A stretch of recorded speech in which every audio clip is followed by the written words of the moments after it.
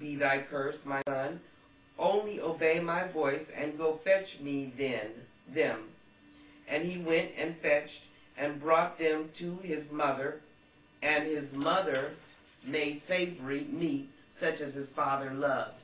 And Rebekah took goodly raiment of her eldest son Esau, which were with her in the house, and put them upon Jacob her younger son. And she put the skins of the kids of the goats upon his hands, and upon the smooth of his neck. And she gave the savory meat and the bread, which she had prepared, into the hand of her son Jacob. And he came unto his father, and said, My father. And he said, Here am I. Who art thou, my son? And Jacob said unto his father, I am Esau, thy firstborn. I have done according as thou hast badest me. Arise, I pray thee, sit and eat of my venison, that thy soul may bless me. And Jacob and Isaac said unto his son, How is it that thou hast found it so quickly, my son? And he said, Because the Lord thy God brought it to me. What is going on here? Simply this. The Doma were known to the women of ancient times as goddesses, or in their words, the Ashereth. Ashereth is plural. Ashereth designates a single goddess, or, as we say today, Doma. We are interested in one Ashtoreth in particular, the Ashtoreth known to the ancient heavens as Asherah. Asherah has been called many different names: Ishtar, Ashtart, Isis. We know her as Stella Maris, the Virgin Mary. It was this very Ashtoreth, Doma, who was put in charge of the Hebrew sub-project. It is the very same Lord or God that told Rebekah to commit this act of deception against Isaac. I am pointing this out to you for a very important reason. Throughout the history of the Hebrew project, there have been events which changed the direction of this people's lives. The Doma manipulated many events and people to achieve certain project goals. I will show you where these events took place, for it is vital that you understand them. Here now is the first secret of the Jewish/Christian religion, which has been hidden from you at all cost. The God of Abram and Isaac, Jacob, Joseph, David, Solomon, and Jesus is not a God at all, but a goddess, the goddess Asherah. I know that right now you are saying ridiculous.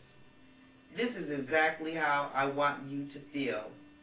Feel in your hearts as intense a denial as possible. Let your anger at such a sacrilege build within you. Feel the wrath grow at the person who would try to deceive you so by changing the gender of your God. I want this to be as intense as possible when I show you who has really deceived you. If you have the courage and the desire to know the truth, then follow me now into the greatest deception of all time. One final point before we go on. This deception, although unfair to women, was at the time deemed necessary by the church founders. They were trying to promote a world religion in a world that viewed women as second-class citizens. Some would argue that this gender reversal and denial was the culprit. If females had been left in as the main characters of certain stories, they would not at the time have been believed. Remember this. I don't blame them for what they did. I blame them for what they do now. the continuing denial of women's roles in these events. Look now at the further influence of the Doma through Rebekah. Genesis 28:1. And Isaac called Jacob and blessed him and charged him and said unto him, Thou shalt not take a wife of the daughters of Canaan. Arise, go to Aram, to the house of Bethuel, thy mother's father, and take thee a wife from thence of the daughters of Laban, thy mother's brother. Jacob is now to be bred with a female of his mother's own house. Why? Because they were selectively breeding the Asherah priestesses for just such purposes. I want to show you a verse that, although not specifically related to Asherah, will nonetheless further prove to you that indeed a race of very advanced humans were guiding and manipulating the Hebrews. Consider now the following verse, Genesis 28:10. And Jacob went out from Beersheba and went toward Haran. And he lighted upon a certain place and tarried there all night because the sun was set. And he took of the stones of that place and put them for his pillows and lay down in that place to sleep.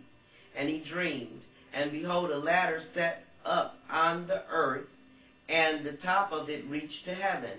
And behold, the angels of God ascending and descending on it. And behold, the Lord stood above it and said, I am the Lord God of Abraham, thy father, and the God of Isaac. The land whereupon thou liest, to thee will I give it, and to thy seed. And thy seed shall be as the dust of the earth, and thou shalt spread abroad to the west, and to the east, and to the north, and to the south. And in thee and in thy seed shall all the families of the earth be blessed. And behold, I am with thee, and will keep thee in all places whither thou goest, and will bring thee again into this land. For I will not leave thee until I have done that which I have spoken to thee of. And Jacob awaked out of his sleep, and he said, Surely the Lord is in this place, and I knew it not. And he was afraid and said, How dreadful is this place! This is none other but the house of God, and this is the gate of heaven. And Jacob rose up early in the morning and took the stones that he had put for his pillow and set it up for a pillar and poured oil upon the top of it. And he called the name of that place Bethel. But the name of that city was called Luz at the first. These are the very same humans I have been telling you about, going up and down a staircase to their ship. Believe it or not, though, the fact that a UFO has just landed and advanced humans seen is not my main purpose for pointing out this verse. What then? Jacob named this place because he believed he had seen his God and the God of Abram. What is important here is the name that he chose, Bethel. Are you sitting down? Good. The term Bethel means not only house of God, but also means literally